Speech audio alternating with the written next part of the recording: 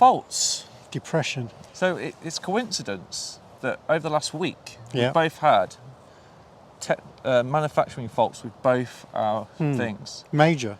So my Z8 is broke, which is horrifying. And I was using my 24-70, but I had my 400 because that's the next video I'm trying it out for. Yeah. So I turned it off, take the lens off as you usually do, and the shutter's closed. The sensor guard shutter is closed. Yeah.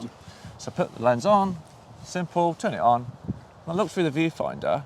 It's like looking through a closed blind, like shutters. There's little bits of light. I thought, oh God, I've left the lens cap on.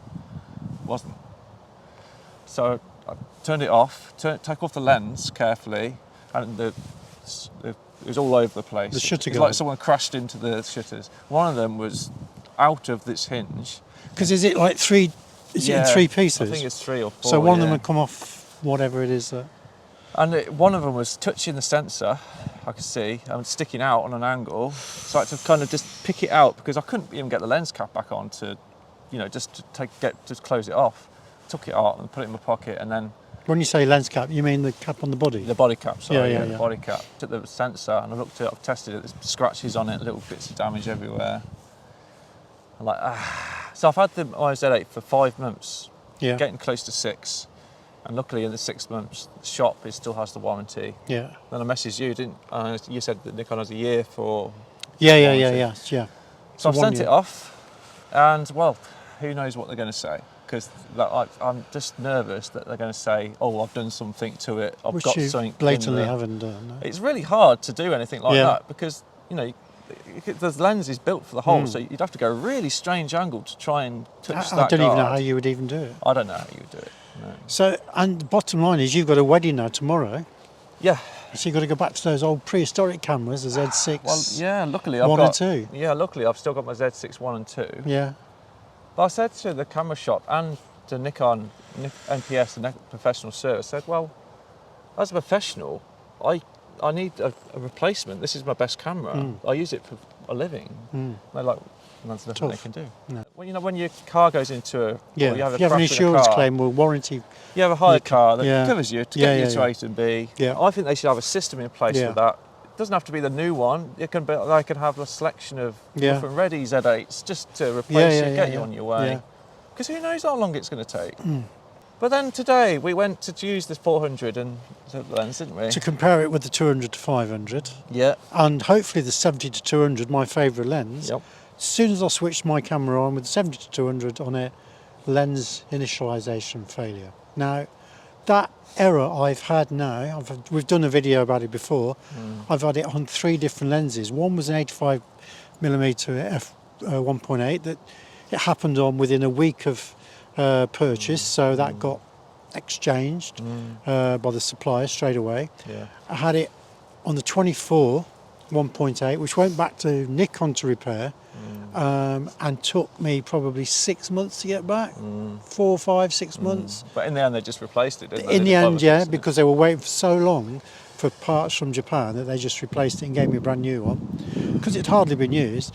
And then the 70 to 200, I've had that probably nearly 3 years now, I guess. Yeah.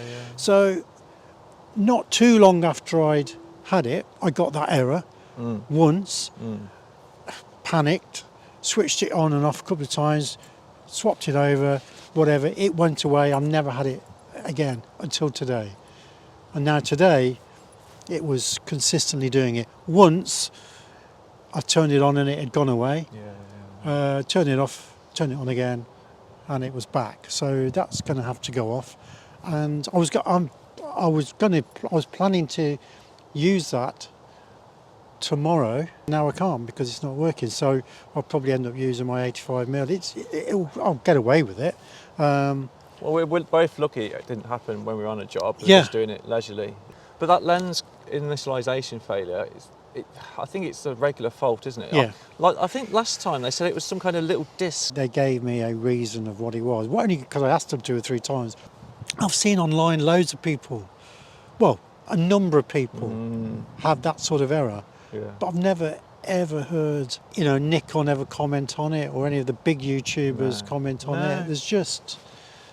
With the Z8, it was the hook thing for the the Yeah, strap, wasn't it? and they had That's a recall known. on that, didn't they? But I've checked mine, that's not in the recall. No, it's just Yeah.